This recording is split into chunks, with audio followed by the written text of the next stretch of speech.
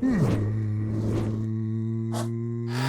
greetings, everybody. My name is James. I am from the internet, and today we are going to be talking about not heeding the warning.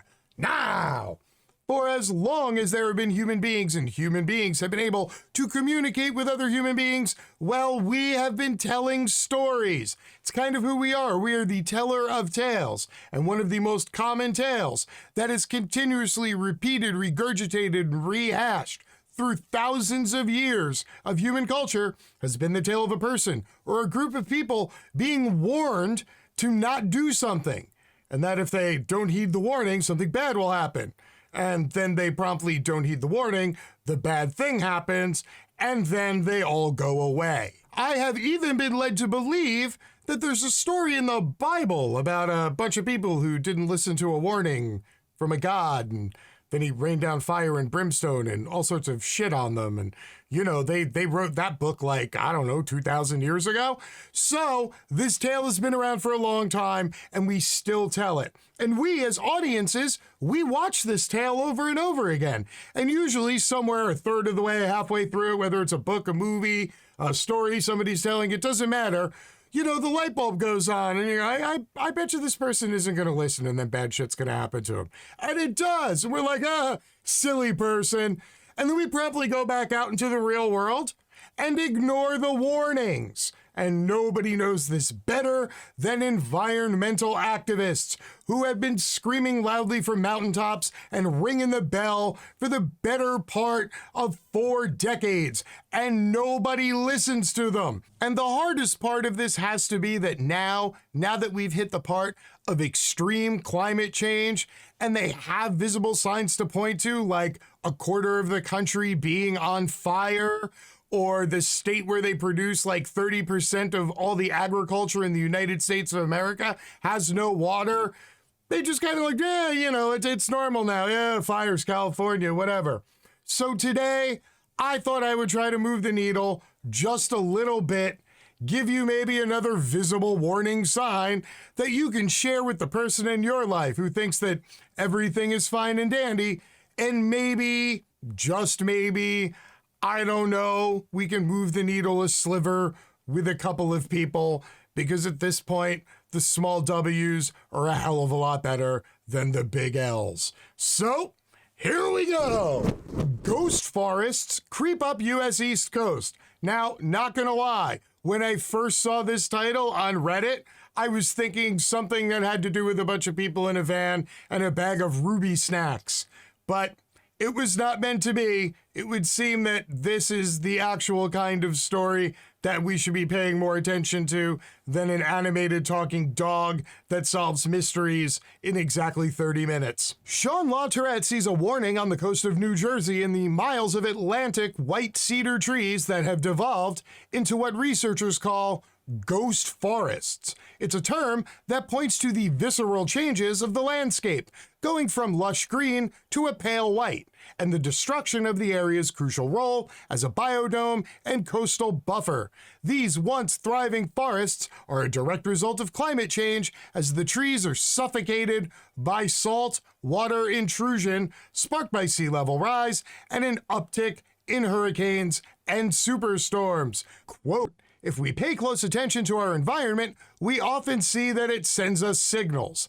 This is a signal about that risk that we all face from saltwater intrusion from storm surge." Now, if you don't live on the East Coast of the United States of America, or you've just never seen this before, please allow me to introduce you.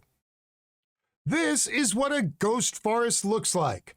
Quite literally, a ghost of the forest it used to be. Millions of acres up and down the East Coast look like this now, completely dead, because the salt water has entered into the local soil table and has changed the pH balance to the point where the plants suffocate and die. The Atlantic white cedar forests are seen as the first line of defense on New Jersey's coast. They thrive in freshwater wetlands, swamps so thick that extreme caution and a good pair of waders boots are necessary in order to walk through them. As sea levels rise, however, these trees are hit first, and the saltwater intrusion is killing them due to their sensitive nature. That water will then move on to inundate farm fields, people's homes, drinking water, and businesses.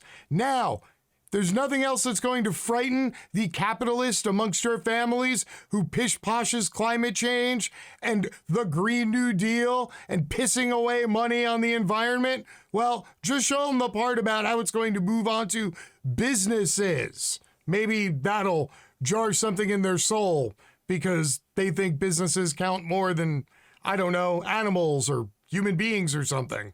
Along much of the eastern seaboard, the once healthy coastal woodlands are dwindling rapidly, to the extent that if the rate of decline continues, these forested wetlands will reach the, quote, point of no return within the century, according to a University of Virginia and Duke University research focused on studying the ecosystems. Ghost forests are already a problem all along the East Coast and in states along the Gulf Coast, such as Louisiana, Mississippi, and Alabama. And keep in mind, down in the Gulf states, they had a band of area that was essentially brackish water. It's where fresh water meets salt water from the Mississippi. So in a lot of the deltas that go into the Gulf, there's an area where the soil is saltier than usual, and there are animals and plant life that can live in both biomes. And behind that biome further inland were the hardwood forests that are now completely dead and wiped out and are ghost forests, because that's how many times a shit ton of seawater has gotten picked up from the Gulf of Mexico and thrown into that area. Coastal woodlands like these are critical ecosystems in the United States as they filter pollutants, act as natural barriers, and store carbon in the ground. But their positioning on the coast puts them at the vanguard of rising sea levels brought on by the warming atmosphere, therefore worsening some of the effects of climate change. And again, for the people in your lives who think that the economy and businesses and that sort of thing count more than the environment, please remind them that all year, lumber has been ridiculously expensive, a lot of it having to do with the pandemic and the fact that logging and overland shipping was severely curtailed. But that problem had been coming for years because of all the fires going on around the world, not just here in the United States of America, and there being less and less high-volume timber logging being done. Well, the other problem is the amount of trees that are left that can be cut down are being wiped out by nature itself. So houses, fences, anything that's made with wood, it's going to keep getting a lot more expensive. So share that little tidbit with the capitalist who thinks you're just talking about random crap in science fiction. Yeah, explain to him it's going to keep costing him money. The scientists from University of Virginia and Duke project that coastal forested wetlands will be, quote, drowned and salted out of existence through the North American coastal plain within 100 years. But also, note this isn't the only region globally that's at risk. Environments in Brazil, Ukraine, and Mozambique have similar wetland ecosystems, but don't currently have research available. However, what they do have, or at least did have, was burgeoning logging and timber exports. Yeah, kinda tough to export timber when all the timber's dead or on fire. And it seems that at least a few people, even though they're not environmentalists, are starting to catch wind of the expensive ramifications of this environmental change. Quote, I think every community, every resident, every business has to ask itself hard questions about whether it is positioned to confront the ravages of climate change. So what does this mean for you, the viewer at home, the fellow member of the working class? Well, normally, this is the part of the video where I give you some kind of an option, how you can help other people while helping yourself. But on this one, honestly, It's a problem that's bigger than me, and it's bigger than individuals. Now, yes, you can totally go out and support and vote for people who say that they are going to support a Green New Deal and who are going to make climate change a #1 part of their program if they're elected for office. By all means, you should continue doing that. And yes, if you recycle or stop using straws or you cut up the 6-pack plastic containers so that they don't choke fish and turtle and shit like that, please keep doing all that stuff. I'm not poo-pooing it at all. But the macro level problem that we have with our environment is only going to be solved with a massive shift away from fossil fuels. And the problem with that is that the big energy, big gas, big oil companies out there, they already have all the infrastructure in place. They have already lobbied, i.e. paid for, all the proper land licenses and drilling leases and tax exemptions that, frankly, they're not going to stop until they get all of the oil and all of the gas out of the ground. They could stop anytime they want. They literally own thousands of patents for different types of energy built around hydrogen solutions or saline solutions or any number of different ways. Hyperactive algae is a thing. But they're not going to transition over to it because that is going to cost money because they're going to have to alter their infrastructure. Right now, they have drilling rigs. They can just tow them around the ocean, plop them down, suck out all the oil out of another spot, tow it back somewhere else. And if it lights on fire and some people die, that's okay. We got 17 more of them. We've already paid to build them. So, my suggestion to all of you is this.